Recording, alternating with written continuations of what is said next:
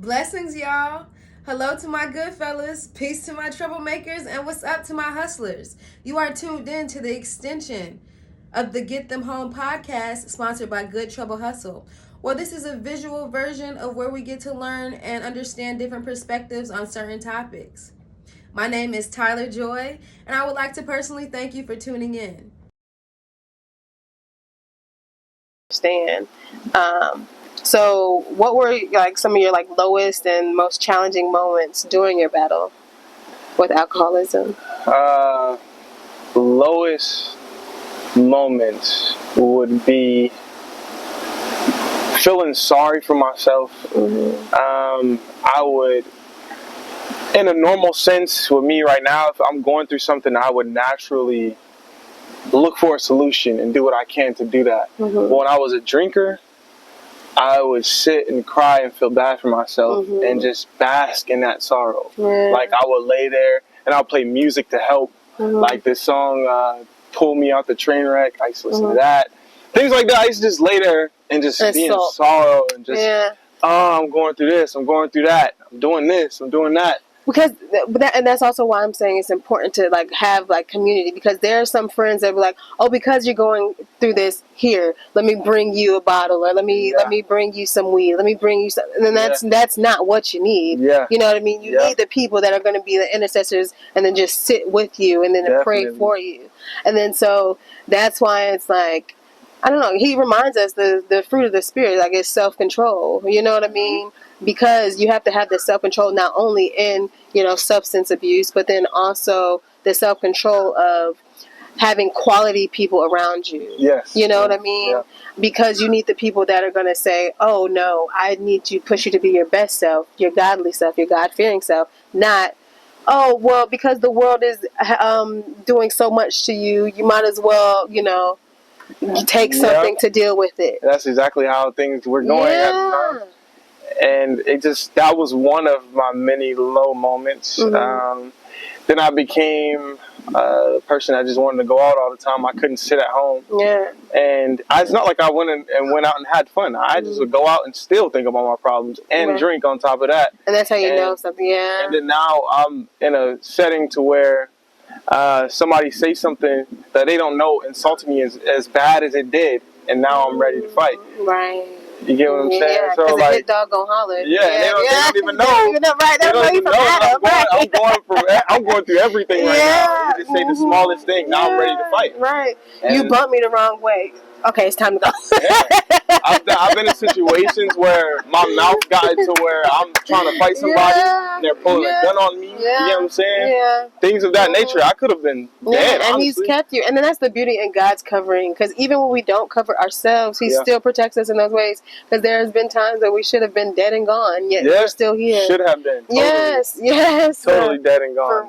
For real. Nights going home drunk. Don't even know how I made it home. Woke up in the car the next day. Yeah, how did I get here? Same. I'm dead. just grateful around a He tree kept somewhere. me.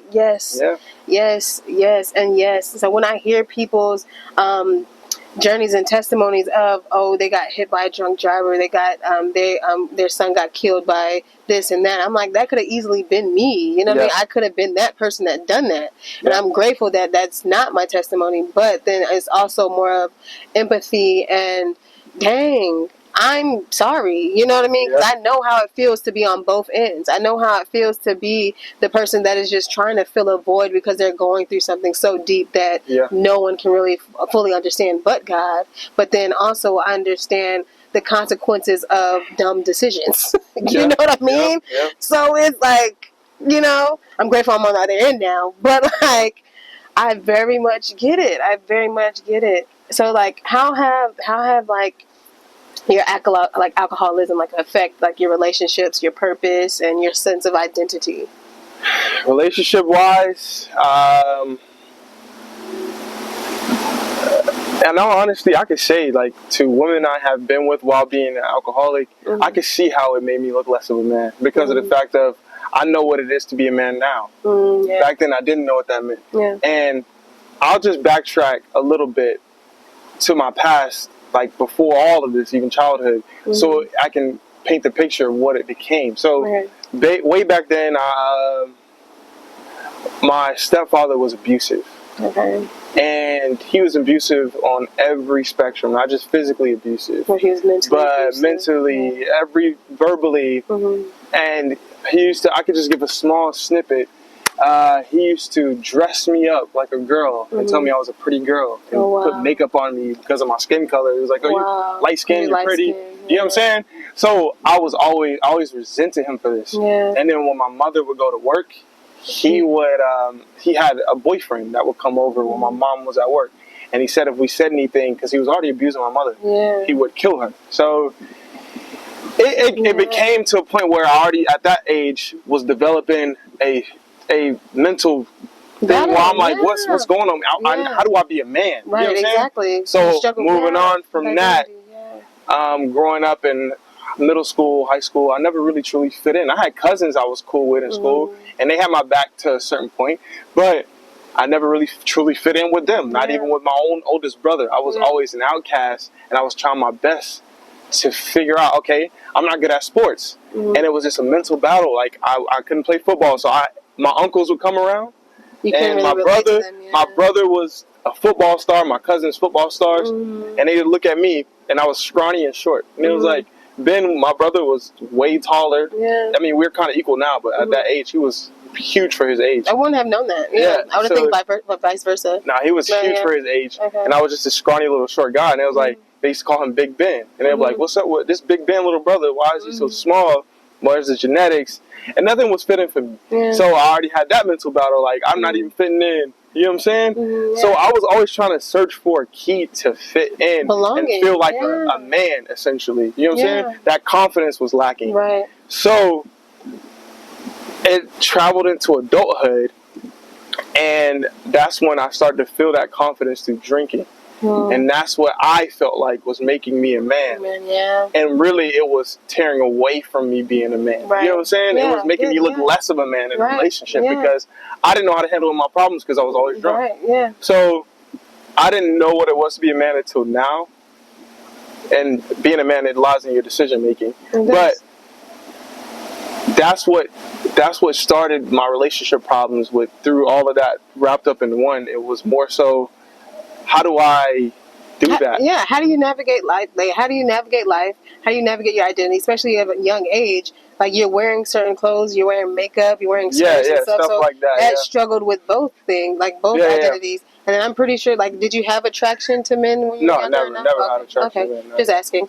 But then, even still, what you were shown what a man does was being secretive, was being abusive, was being not being actually himself or being confident in himself. So then he displayed that in others in a negative way. And then tried to control people by instilling fear. That's definitely not okay. But then I'm glad that you've been able to, realize that. You know what I mean? And then I'm glad that you allowed the Holy Spirit and God use you to show you what a man is supposed to be. Of course. Because men are supposed to provide, protect, and be decision makers and be assertive. But in which way? And I'm glad that you realized that the alcohol was actually making it worse rather than making things worse. I couldn't control my emotions. A man is supposed to be able to do that. All of those things that I should be able to do with a normal mind, I was tainting myself with drinking, and I didn't know. But do you see how, like, the enemy can literally, like, use something that makes you feel good in the beginning, but then over time you realize it's gold-plated poop. It's not anything at all. My pastor says this, and I always think about this. He says, when Satan is coming into your room or trying to attack you, he's not going to kick the door in. He's going to crack it and ease his way. He's not going to just boom and show you what he's trying to do, because you won't go for it. It looks easy and small, and it grows big. So that's how it came to a point where it was. I believe everything that happened to me was an assignment over my life that I never bit the bait. You know what I'm saying?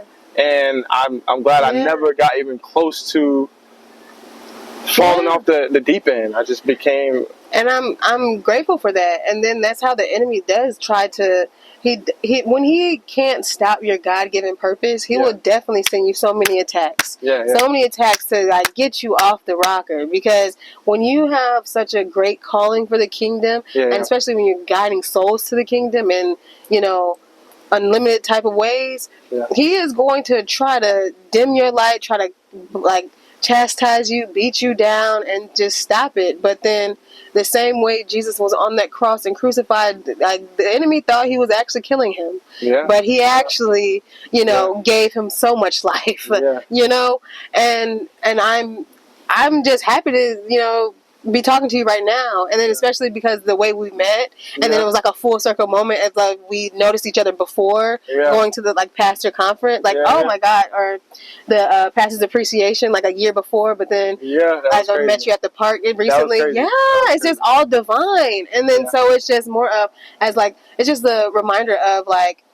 when you follow purpose, like your purpose people will come, and then you'll just realize how God is like weaving together and connecting the dots of what he's supposed to do, and then and so he shows us little glimpses like, okay, we're on the right path, okay, our testimonies guide us for a reason, you know what I mean, and so that's just very beautiful. It's very beautiful.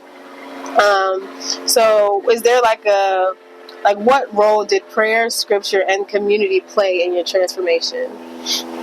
Prayer was the start of everything for me. I can't recall a point in my life where I was not praying.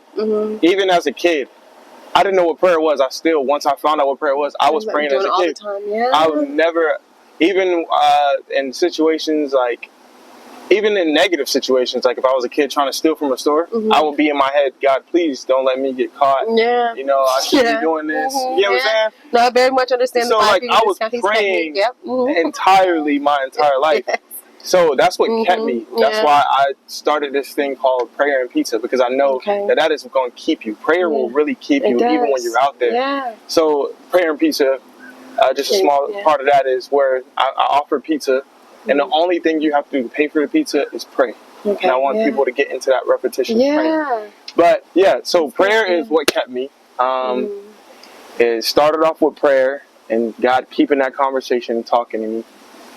And this is what started the full transition. I was just about that was my next question. The full transition is I went out to a party with a group of college kids, and I was 27 at the time, and I'm older at that point. These kids were like 20, 21, younger than me in my eyes. They're way younger than me.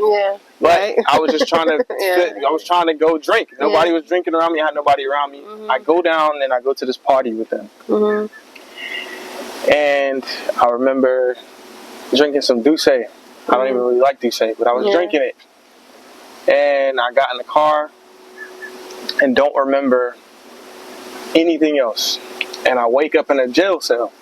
So when I woke up in a jail cell, I immediately, for some reason, I've been to jail before. This is my first time being in jail. But this time, I felt like it wasn't jail. I felt like I died. And this was just some alternate reality I was in. Until my sister called me and confirmed I was indeed in jail. But I had a dream that night. Like, how did I get here? So I had a dream that night when I realized I was in jail. And I was in Kentucky at the time when this happened.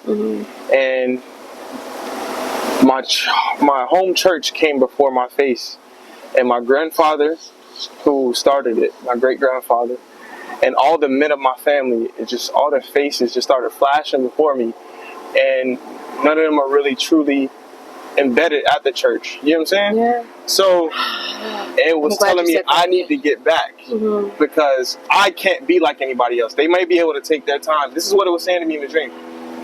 They might be able to take their time in whatever way they want to go about approaching Lord House of Worship. But I can't do that. He's not going to allow me. So I had to stop everything and come back here.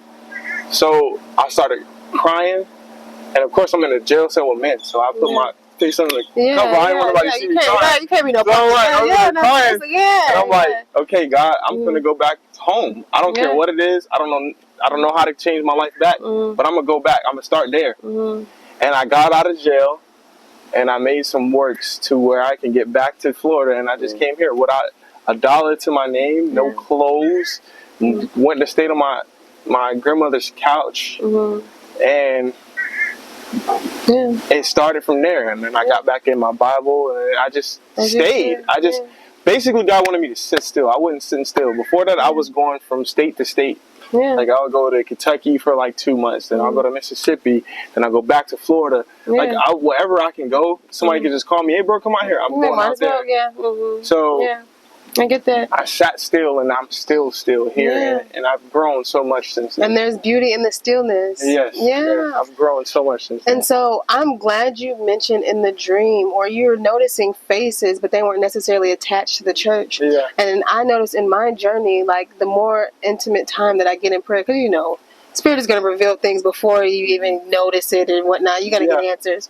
But I realized the people that I thought were heavily in church, they're actually far from it. Yeah. And that's a sad thing to say. And then, so on this journey, like having a relationship with him is so far important, because it's like, follow me as I follow Christ. But if I'm not following Christ, I want you to be able to discern enough to know, okay, go somewhere else. Yeah. So I may be the one to plant the seed, but if you've outgrown whatever you're getting fed from, you should be able to discern to move over. You know what I mean? Because yes, some people lead you, but then that might not just be the person that you need to be stayed with. Meaning, like, there's some music that has guided me to his kingdom, because they're like, gospel rap, neo soul, neo-Christian indie artists and stuff like that. Yeah. Anyways, they like guided me, but then now I'm able to discern, okay, what spirit is operating out of, because it's all spiritual. Because even pastors and preachers, there are some pastors that I used to, because God met me in my Holy Spirit baptism in my living room, and this is like this was COVID season, or just the beginning of COVID season, so everything is being shut down anyways. So like I'm online with all of it, and just like I had to detox everything, like my life and everything, and just uproot it. But I was being led to certain pastors, and whatnot, just watching them. But then now I don't necessarily watch them anymore. Not necessarily there's nothing wrong with them, but it's just more of, I'm not on baby milk anymore. I need some soul food. I need, I need that, stop the messages from getting through. Anywho, thank you for tuning in today's conversation with Timothy T.J. Williams. Even though our cameras cut us short, the message doesn't end here. Overconsumption, whether it's alcohol, substances, or anything we lean on outside of God, can weigh us down. But it doesn't define us. There is freedom, there is healing, and there is hope in Christ. At Get Them Home, we believe in creating safe space for real conversations like this, because healing begins with honesty. If this episode spoke to you, take it as a reminder that you don't have to walk this journey alone. God is able to restore, redeem, and rewrite your story. Stay encouraged, stay grounded, and remember, healing is possible, and home is closer than you think. Until next time, keep pressing forward and keep the faith. Wasn't that an amazing discussion? Keep in mind that we're all growing and learning with our faith. So this is a no judgment zone, and we do not condemn nor judge individuals for their genuine thoughts. Now, if you enjoyed that, can you please like, comment, share, and subscribe to be notified? And I am grateful that you tuned in for the entire video. Now, if you would like to be a part of the Get Them Home podcast, please email us at getthemhome@goodtroublehustle.com. We would love to hear your insight on the certain topics we discuss. Good Trouble Hustle is more than a clothing brand. It is very much a lifestyle that promotes authenticity and encourages people to follow the road less traveled as they are following Christ. So if you like to be notified or keep up with us, please follow us on all social media platforms. Remember, do not be overcome by evil, but overcome evil with good. Romans 12:21.